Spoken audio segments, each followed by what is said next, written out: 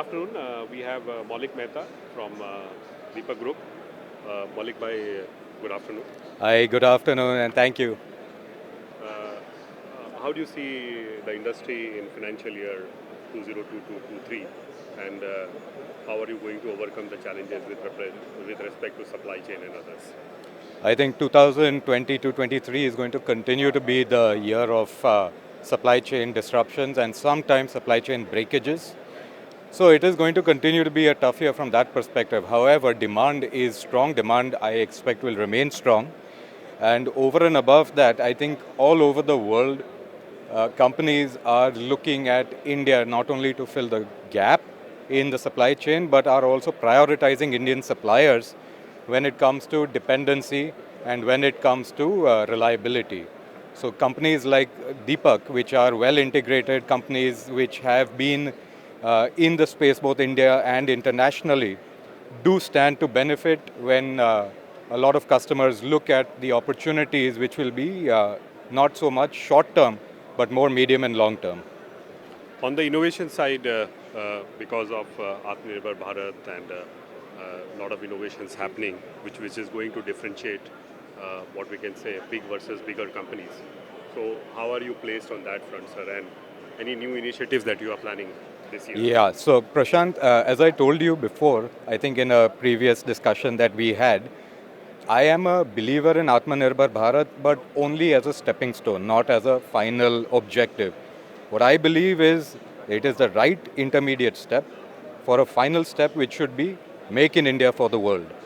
And the real innovation comes when you look at the kind of scale that it provides when it jumps from a national level, a national scale to an international scale. The kind of cost optimizations and the creation of an entire ecosystem around that. In 2018, we commissioned our phenol and acetone plant with a 2 lakh ton capacity. And it was manufacturing at a cost of conversion similar to anywhere else in the world. And we estimated at that time that we would become 65% of the Indian demand. This was with a very stiff demand CAGR, good growth that we were expecting. Today, we are 40% more. Nonetheless, we are now at 55% of the Indian market. This means that the Indian market grew much faster than we expected. That's simply because there was, of course, the demand CAGR from existing industries, but new applications, new investments were made by companies who would not have otherwise thought of doing it if it had not been for a domestic supplier of phenol. And this story you will find repeats itself in many, many opportunities. So India must think of itself not as China's smaller brother or not on a national scale, although that can be a stepping stone, but look forward to becoming a global supplier of value-added chemicals.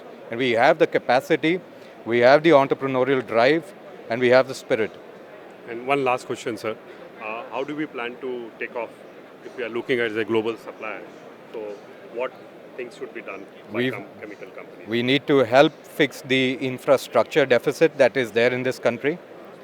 And we need to ensure that we give equal opportunities to large, medium, and small companies.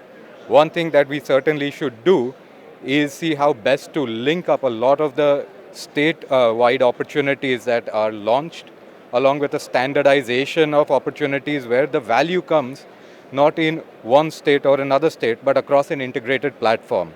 So more such zones like PCPIR, Dahej, will certainly help the industry. Standardization of certain policies will help the industry, and most certainly allowing the Indian economy to be the Indian economy will allow there to be a significant growth driver coming also from domestic consumption.